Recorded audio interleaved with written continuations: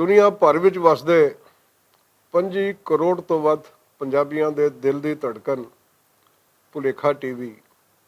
ਤੁਹਾਡਾ ਮਨਪਸੰਦ ਭੁਲੇਖਾ ਟੀਵੀ ਜੋ ਭੁਲੇਖਾ ਨਹੀਂ ਪਾਉਂਦਾ, ਰਾਹ ਪਾਉਂਦਾ ਹੈ। ਤੇ ਉਸੇ ਭੁਲੇਖਾ ਟੀਵੀ ਦੇ ਪ੍ਰੋਗਰਾਮ ਗੱਲਬਾਤ ਦੇ ਨਾਲ ਹਾਜ਼ਰ ਤੁਹਾਡੀ ਸੇਵਾ ਵਿੱਚ ਤੁਹਾਡਾ ਸੇਵਕ। ਯਾਰ ਤੁਹਾਡੇ ਕੋਲ ਰੇਜ਼ਰ ਹੈ?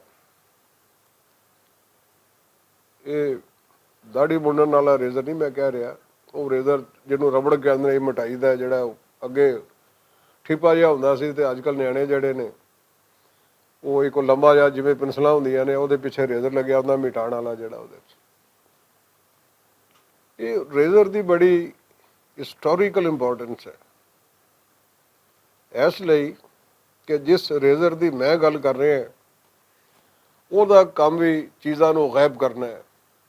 ਜਿਵੇਂ ਸੇਫਟੀ ਵਾਲਾ ਰੇਜ਼ਰ ਅਸੀਂ ਫੇਰੋ ਤੇ ਆਪਣੀਆਂ 6-9 ਦੀਆਂ ਮੁੱਛਾਂ ਜਿਹੜੀਆਂ ਨੇ ਉਹਨੂੰ ਮੁਕਸਰ ਕਰਕੇ ਭਾਵੇਂ ਰਾਜ ਕਪੂਰ ਵਰਗੀਆਂ ਬਣਾ ਲਓ ਤੇ ਭਾਵੇਂ ਹਿਟਲਰ ਸਾਹਿਬ ਵਾਲੀਆਂ ਬਣਾ ਲਓ, ਤੁਹਾਡੀ ਮਰਜ਼ੀ ਹੈ। ਤੇ ਫਿਰ ਇਹ ਜਿਹੜਾ ਦੂਆ ਰੇਜ਼ਰ ਹੈ, ਜਿਸ ਨਾਲ ਨਿਆਣੇ ਕੋਲੋਂ ਕੋਈ ਗਲਤੀ ਹੋ ਜਾਏ ਠੱਗਾ ਠੱਗ ਫੇਰਿਆ ਤੇ ਮਿਟਾ ਲਿਆ, ਕੋਈ ਕੱਚੀ ਪੈਨਸਲ ਦਾ ਲਿਖਿਆ ਉਹਦਾ ਰਬੜ ਫੇੜੀ ਤੇ ਮਿਟਾ ਲਿਆ, ਇਹ ਰੇਜ਼ਰ ਜਿਹੜਾ ਹੈ। ਫਿਰ ਹੈ ਕਿ ਮਾਡਰਨ ਜਿਵੇਂ ਦਫ਼ਤਰਾਂ 'ਚ ਬਹੁ ਲੋਕ ਜਿਹੜਾ ਉਹ ਨਿੱਕੀ ਜਿਹੀ ਠਿੱਪਾ ਜਿਹਾ ਫੜਿਆ ਉਹਨੇ ਯੂੰ ਕਰਕੇ ਕੀਤਾ ਤੇ ਜੋ ਗਲਤ ਹੋਇਆ ਉਹਦੇ ਉੱਤੇ ਚਿੱਟਾ ਰੰਗ ਜਿਹੜਾ ਉਹਦੇ ਉੱਤੇ ਜਿਹੜਾ ਕਮਾ ਕਮ ਲਿਖਤਾ ਜਿਹੜਾ ਉਹਦੇ। ਇੱਕ ਰੇਜ਼ਰ ਹੈ ਜਿਸ ਦੀ ਮੈਂ ਗੱਲ ਕਰ ਰਿਹਾ, ਬੜਾ ਕੀਮਤੀ ਰੇਜ਼ਰ ਹੈ ਤੇ ਬੜਾ ਵੱਡਾ ਰੇਜ਼ਰ ਹੈ। ਉਹ ਰੇਜ਼ਰ ਜੇ ਆਪਣੀ ਪਮੈਸ਼ ਦੇ ਹਿਸਾਬ ਨਾਲ ਅੱਧਾ ਹੋਵੇ ਤੇ ਐਂ ਚੱਲਦਾ ਤੇ ਪੂਰੇ ਪ੍ਰੋਵਿੰਸ ਜਿਹੜਾ ਉਸ ਨੂੰ ਉਹਦੇ ਵਿੱਚੋਂ ਜੋ ਉਹਨੂੰ ਇੱਕ ਫਾਲਤੂ ਸ਼ੈਵਾਂ ਨਜ਼ਰ ਆਉਂਦੀਆਂ ਨੇ ਉਹ ਮਿਟਾ ਕੇ ਪਾਸੇ ਕਰਦਾ। ਤੇ ਜੇ ਵੱਡਾ ਰੇਜ਼ਰ ਹੋਵੇ ਤੇ ਸਮਝੋ ਐਂ ਕਰਕੇ ਖਿਊਂ ਕਰਕੇ ਚਲਿਆ ਤੇ ਉਹ ਜਿੰਨੇ ਵੀ ਆਪਣੇ ਸੂਬੇ ਨੇ, 4 ਨੇ, ਗਿਲਗਤ ਬਲਤਿਸਤਾਨ ਨੇ, ਉਹ ਸਾਰਿਆਂ ਦੇ ਵਿੱਚੋਂ ਜਾਂ ਫੇਰ ਕੇ ਜੋ ਨਾਮੁਨਾਸਿਬ ਸ਼ੈਵਾਂ ਉਹਦੇ ਮੁਤਾਬਕ ਹੁੰਦੀਆਂ ਨੇ ਉਹ ਵਾਸ਼ ਕਰਕੇ ਪਰਾਂ ਮਾਰਦਾ। ਇਹ ਰੇਜ਼ਰ ਦੀ ਤੁਸੀਂ ਕਦਾਮਤ ਦਾ ਅੰਦਾਜ਼ਾ ਇਸ ਚੀਜ਼ ਤੋਂ ਲਾ ਸਕਦੇ ਹੋ ਕਿ ਇਹ ਇਸ ਕਾਬਲ ਹੋ ਗਿਆ ਕਿ ਇਹਨੂੰ ਕਿਸੇ ਅਜਾਇਬ ਘਰ ਦੀ ਜ਼ੀਨਤ ਬਣਾ ਦਿੱਤਾ ਜਾਏ। ਔਰ ਫਿਲਹਾਲ ਸਾਡੇ ਕੋਲ ਐਸਾ ਅਜਾਇਬ ਘਰ ਕੋਈ ਨਹੀਂ ਜਿਹਦੇ ਵਿੱਚ ਅਸੀਂ ਇਸ ਰੇਜ਼ਰ ਨੂੰ ਜਿਹੜਾ ਉਹ ਆਉਣ ਵਾਲੀ ਨਸਲਾਂ ਲਈ ਸੰਭਾਲ ਕੇ ਰੱਖ ਦਈਏ। ਹੁਣ ਜਿਹੜੀ ਕਿਆਵੇ ਪਾਕਿਸਤਾਨ ਦੀ ਜਿਹੜੀ ਪਹਿਲੀ ਤਾਰੀਖ ਹੈ ਉਹ ਇਸ ਰੇਜ਼ਰ ਦੇ ਬਾਰੇ ਫਿਲਹਾਲ ਜੋ ਕੁਝ ਫਰਮਾ ਰਹੀ ਹੈ ਉਹਨੂੰ ਇੱਕ ਵਾਰੀ ਗੱਢ ਦਿਓ ਤੇ ਪਾਸੇ ਰੱਖ ਦਿਓ। ਹੁਣ ਜਿਹੜੀ ਸਾਡੀ ਇਨਸਾਨ ਦੀ ਮਾਲੂਮ ਤਾਰੀਖ ਜਿਹੜੀ ਹੈ, ਜਿਹੜੀ 14 ਅਗਸਤ 1947 ਤੋਂ ਸ਼ੁਰੂ ਹੁੰਦੀ ਹੈ, ਵੰਡ ਤੋਂ ਸ਼ੁਰੂ ਹੁੰਦੀ ਹੈ, ਬਰੇ ਸਗੀਰ ਦੀ ਆਜ਼ਾਦੀ ਤੋਂ ਸ਼ੁਰੂ ਹੁੰਦੀ ਹੈ, ਉਸ ਤੋਂ ਲੈ ਕੇ ਹੁਣ ਤਾਈਂ 2022 ਤਾਈਂ ਜਿਹੜਾ ਇਹ ਵੀ ਮੁੱਕਣ ਵਾਲਾ। ਹੁਣ ਤਾਈਂ ਉਹ ਵੱਡਾ ਰੇਜ਼ਰ ਜਿਹੜਾ ਉਹ ਬੜਾ ਕਾਰੀਗਰ ਰੇਜ਼ਰ ਹੈ, ਬੜਾ ਕਾਮਯਾਬ ਰੇਜ਼ਰ ਹੈ।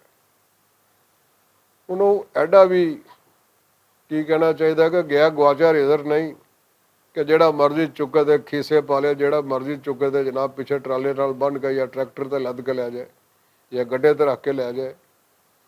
ਉਹ ਆਮ ਬੰਦੇ ਦੇ ਵੱਸ ਦਾ ਰੋਗ ਨਹੀਂ ਹੈ। ਉਹ ਰੇਜ਼ਰ ਜਿਹੜਾ ਹੈ ਸਿਰਫ ਉਸ ਬੰਦੇ ਨੂੰ ਲੱਭਦਾ ਹੈ, ਉਸ ਪਾਰਟੀ ਨੂੰ ਲੱਭਦਾ ਹੈ ਜਿਸ ਕੋਲ ਹੁਕੂਮਤ ਹੁੰਦੀ। ਲਿਹਾਜ਼ਾ ਜਿਵੇਂ ਹੁਕੂਮਤ ਬਦਲਦੀ ਹੈ ਉਹ ਰੇਜ਼ਰ ਜਿਹੜਾ ਹੈ ਉਹ ਉਹਦੇ ਕੋਲੋਂ ਨਿਕਲ ਕੇ ਨਵੀਂ ਹੁਕੂਮਤ ਬਣਾਉਣ ਵਾਲੇ ਦੇ ਕੋਲ ਚਲਾ ਜਾਂਦਾ।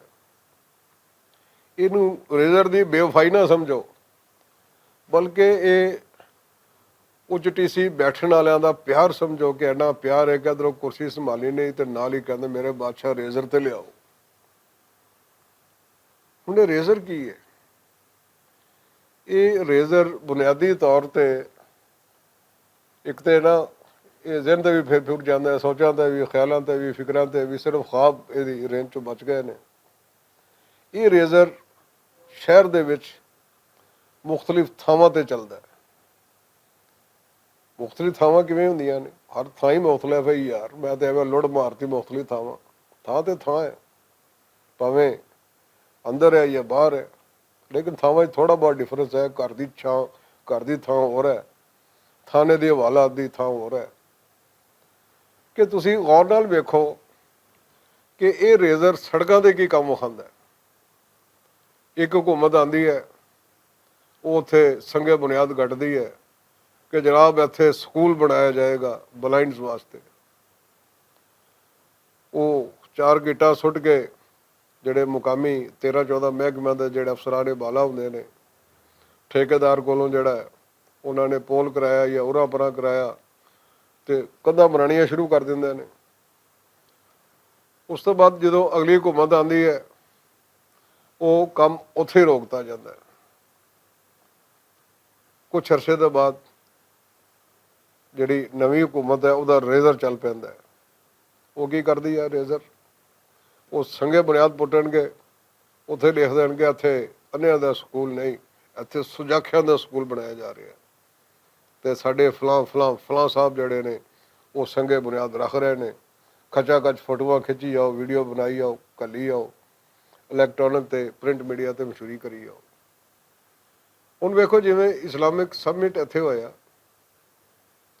ਤੇ ਜਦੋਂ ਅਗਲਾ ਦੌਰ ਆਇਆ ਤੇ ਜਿੱਥੇ ਜਿੱਥੇ ਉਹ ਭਾਵੇਂ ਅਸੈਂਬਲੀ ਚੌਕ ਦੇ ਸਾਹਮਣੇ ਸੀ ਜਾਂ ਕਿਸੇ ਹੋਰ ਪਾਸੇ ਸੀ, ਉਸ ਤੇ ਜੋ ਕੁਝ ਲਿਖਿਆ ਸੀ ਕਿ ਇਹ ਇਸਲਾਮਿਕ ਸਮਿਟ ਜਿਹੜਾ ਹੋ ਰਿਹਾ ਹੈ ਉਹ ਜ਼ੁਲਫਕਾਰ ਅਲੀ ਭੁੱਟੋ ਦੇ ਦੌਰ ਵਿੱਚ ਹੋ ਰਿਹਾ ਔਰ ਉਹਦੀ ਤਫਸੀਲ ਇਹ ਹੈ।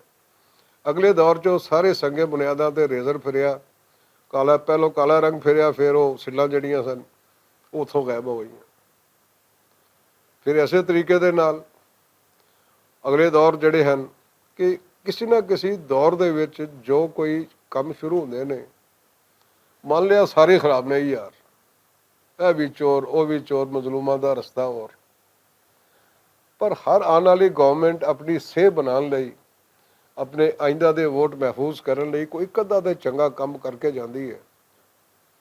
ਤੇ ਠੀਕ ਹੈ, ਤੁਸੀਂ ਸਿਆਸੀ ਮੁਖਾਲਫਤ ਕਰੋ, ਲੜੋ ਭਿੜੋ ਝਗੜੋ, ਜੋ ਮਰਜ਼ੀ ਕਰੋ, ਲੇਕਿਨ ਉਹ ਜਿਹੜਾ ਚੰਗਾ ਕੰਮ ਕਰ ਗਈ ਹੈ ਕਮ ਅਜ਼ ਕਮ ਉਸ ਨੂੰ ਬਚਾ ਲਓ।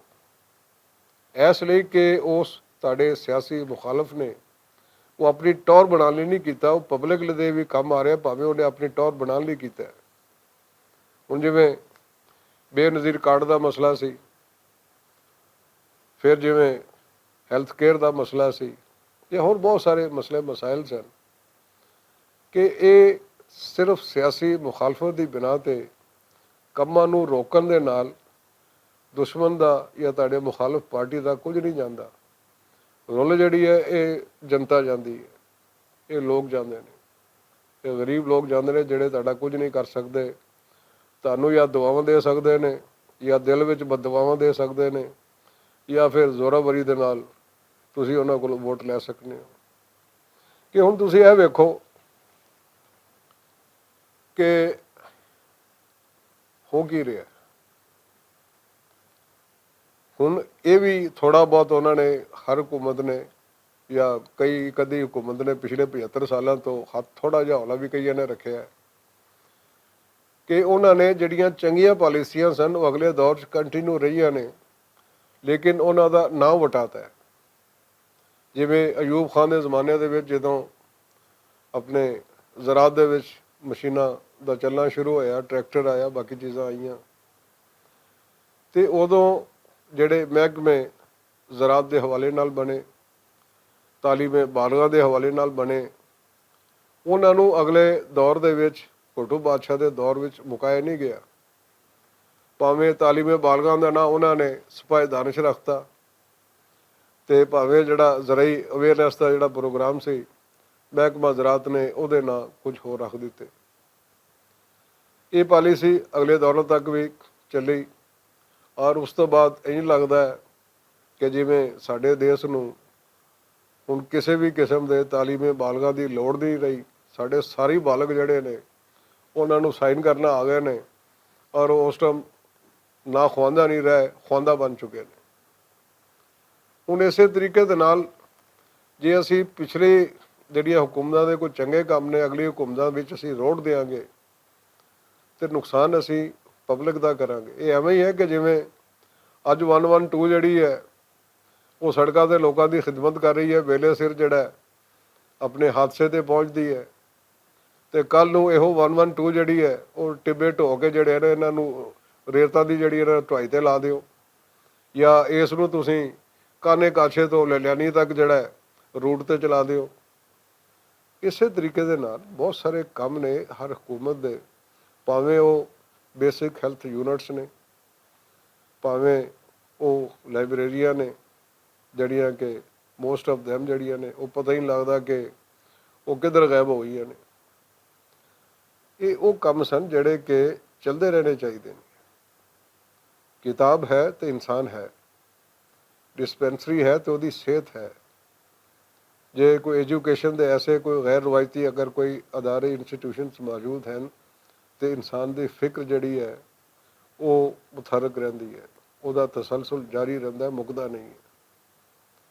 ਤੇ ਬਿਹਤਰ ਇਹੀ ਹੈ ਕਿ ਜਿੰਨੇ ਵੀ 75 ਤੋਂ ਲੈ ਕੇ ਹੁਣ ਤਾਈਂ ਤੇ ਪਿਛਲੇ 75 ਸਾਲਾਂ ਦੇ ਦੌਰਾਨ ਜਿੰਨੇ ਵੀ ਕੋਈ ਅੱਛੇ ਮਨਸੂਬੇ ਜਿਹੜੇ ਇਸ ਮੁਲਕੋ ਕੌਮ ਲਈ ਬਿਹਤਰ ਸਨ, ਜਿਹੜੇ ਕਿ ਮਹਿਜ਼ ਆਪਣੇ ਕੀ ਕਹਿੰਦੇ ਨੇ ਕਿ ਸਿਆਸੀ ਮੁਖਾਲਫਤ ਦੀ ਵਜ੍ਹਾ ਨਾਲ ਬੰਦ ਕਰ ਦਿੱਤੇ ਗਏ, ਉਹਨਾਂ ਨੂੰ ਫਰੋਲ ਫਰਾਲ ਕੇ ਕੱਢਿਆ ਜਾਏ, ਉਹਨਾਂ ਨੂੰ ਫਾਲ ਕੀਤਾ ਜਾਏ, ਉਹਨਾਂ ਨੂੰ ਚਲਾਇਆ ਜਾਏ।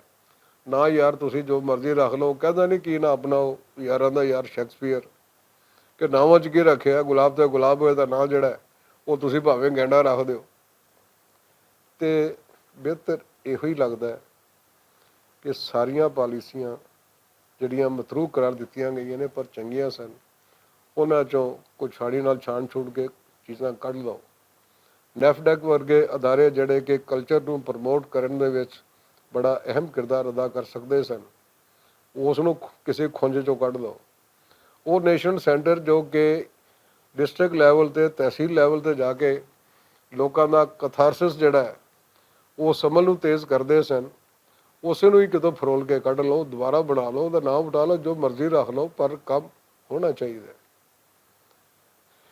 ਕਿ ਹੁਣ ਇੱਥੇ ਕੰਮ ਸਾਰੇ ਹੀ ਹੋ ਰਹੇ ਨੇ ਸਿਰਫ ਫਾਈਲਾਂ ਦੇ ਵਿੱਚ।